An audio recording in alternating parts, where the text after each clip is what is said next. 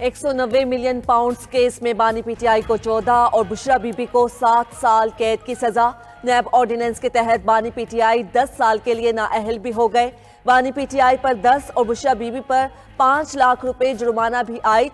जुर्माने की अदम अदायगी पर बानी को 6 माह और बुशरा बीबी को 3 माह मजीद कैद भुगतना होगी।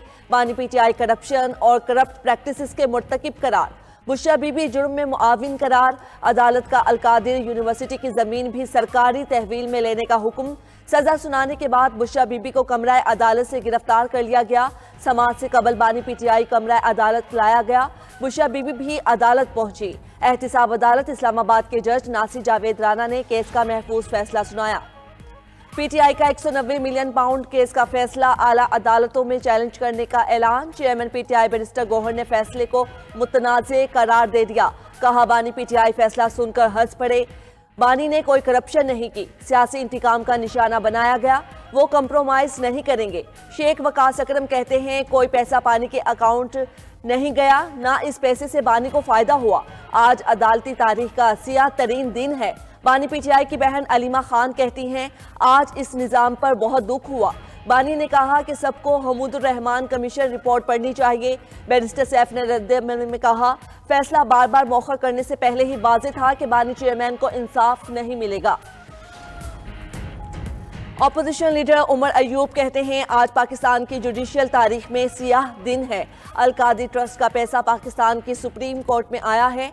सवाल हसन नवाज से पूछना चाहिए था कि वो ये पैसा बाहर कैसे लेकर गए। शिबली फराज ने कहा, इस केस में जो चोर है वो बाहर फिर रहे हैं।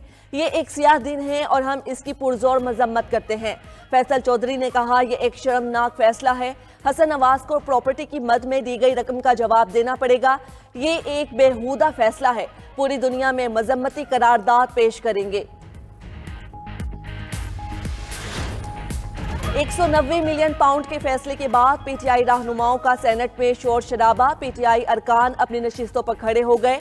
शिबली फराज को बोलने की इजाजत न मिली। डिप्टी चेयरमैन ने सेनेट का इजलास पीर शाम 4 बजे तक मुलतवी कर दिया। कौमी असम्बली के इजलास में भी अपोजिशन की जानिब से एहतजाज, शोर शराबा और एजेंडे की कॉपियां फाड़ी गईं। आज इंसाफ का बोलबाला हुआ है। ये सजा कानून और मेरिट के मुताबिक है। रिश्वत और डाके का जवाब दलील और कानून से दें। वजीर इत्तलात अता तारड़ का 190 मिलियन पाउंड केस पर रद्द अमल। कहा, यह पाकिस्तान में रिश्वत का सबसे बड़ा केस था। वजीर कानून आजम नजीर तारड़ ने कहा, बानी पीटीआई के पास अपील का हक है। गैर कानूनी तौर पर मुल्क से बाहर भेजा हुआ पैसा अवाम का ही होता है। कानून ये है, ये रकम मुतल्लिका मुल्क में विफाकी हुकूमत को मिलनी थी। वो रकम सुप्रीम कोर्ट में जुर्माने की जगह पर जमा की गई। उधर 190 मिलियन पाउंड केस का फैसला आने पर मुस्लिम लीग नून की जानिब से मुख्तलिफ मकामात पर जश्न, मिठाइयाँ तकसीम, कारकुनान की जानिब से ढोल की थाप पर रक्स, नारेबाजी की गई। सिविलियंस के मिलिट्री ट्रायल के खिलाफ सुप्रीम कोर्ट के आईनी बेंच में इंट्रा कोर्ट अपील पर समाअत। जस्टिस जमाल मंदोखेल ने रिमार्क्स दिए कि अदालती फैसले में 9 मई जुर्म पर क्लीन चिट नहीं दी गई। 9 मई का जुर्म तो हुआ है, सवाल ट्रायल का है कि ट्रायल कहां पर होगा। 21वीं तरमीम में कहा गया कि सियासी जमातों के केसेस आर्मी एक्ट में नहीं चलेंगे। जस्टिस मोहम्मद अली मजहर ने कहा, अगर जुर्म आर्मी एक्ट में फिट होगा तो ट्रायल मिलिट्री कोर्ट में होगा। जस्टिस हसन अजहर रिजवी ने कहा, पुलिस एहलकार की वर्दी फाड़ना जुर्म है। यहाँ कोर कमांडर लाहौर का घर जलाया गया। एक दिन एक ही वक्त मुख्तलिफ जगहों पर हमले हुए। पहली मर्तबा ऐसा हुआ कि मुख्तलिफ शहरों में एक वक्त अटैक्स हुए। जस्टिस जमाल मंदोखेल बोले, पार्लियामेंट सुप्रीम है, पार्लियामेंट पर हमला हुआ तो मिलिट्री ट्रायल क्यों ना हुआ? क्या पार्लियामेंट खुद पर हमला तौहीन नहीं समझती? केस की समाअत पीर तक मुलतवी।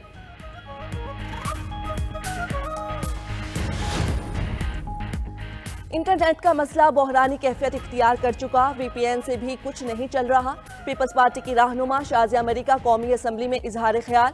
वजीर मुमलिकत IT शीजा फातिमा ने जवाब दिया कि इस वक्त VPN का कोई मसला नहीं, सारिफीन अपनी शिकायत दर्ज करा सकते हैं।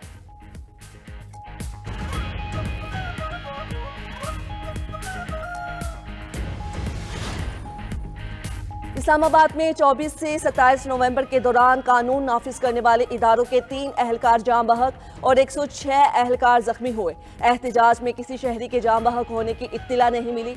वजारत दाखिला ने सेनेट में तहरीरी जवाब जमा करा दिया। सेनेट इजलास में वजारत दाखिला की जानिब से बताया गया कि इंसानी स्मगलर से सासबाज करने वाले 38 FIA अफसरान को मुलाजमत से निकाला गया। 2024 यूनान कश्ती हादसे के बाद 182 इंसानी स्मगलर्स और ट्रैफिकर्स को गिरफ्तार किया गया। सिंध के किसानों और मवेशी मालिकान के लिए रोशन मुस्तकबिल की राह हमवार करेंगे। वजीर आला सिंध मुराद अली शाह ने कहा है, चाहते हैं किसान सरमायाकार और कारोबारी अफराद एक दूसरे के लिए ताउन कर सके। तरक्की का रास्ता आसान नहीं, मगर इज्तिमाई कोशिशों से सब मुमकिन है। आलमी बैंक्स और कारोबारी इदारों के साथ स्ट्रेटेजिक शराकत दारी कर रहे हैं।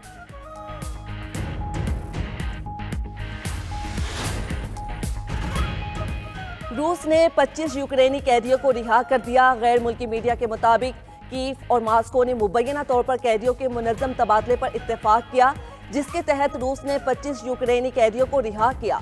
यूक्रेन के सदर ज़ेलेंस्की ने तस्दीक करते हुए कहा कि रिहा किए गए कैदियों में फौजी अहलकार और शहरी शामिल हैं।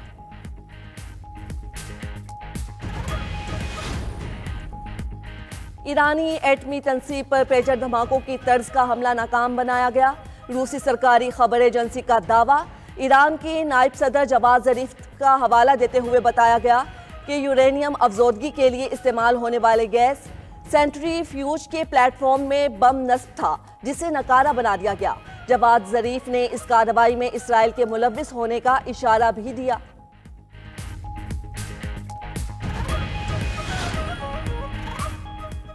पाकिस्तान का तैयार करदा इलेक्ट्रो ऑप्टिकल सैटेलाइट खला में रवाना कर दिया गया। तर्जुमान स्पार्को के मुताबिक EO-1 डिजास्टर रिस्पॉन्स शहरी मनसूबाबंदी ज़राअत में मदद के लिए डिज़ाइन किया गया। पाकिस्तानी सैटेलाइट खुराक की हिफाजत और पानी के इंतजाम में मुआविनत फ्राहम करेगा।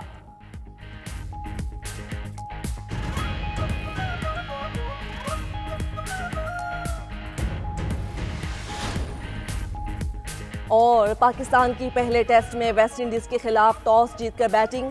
दोनों टीम्स के दरमियान 2 मैचेस पर मुश्तमिल सीरीज का पहला टेस्ट मैच मुल्तान में खेला जा रहा है। मैच धुंध की वजह से ताखीर का शिकार हुआ।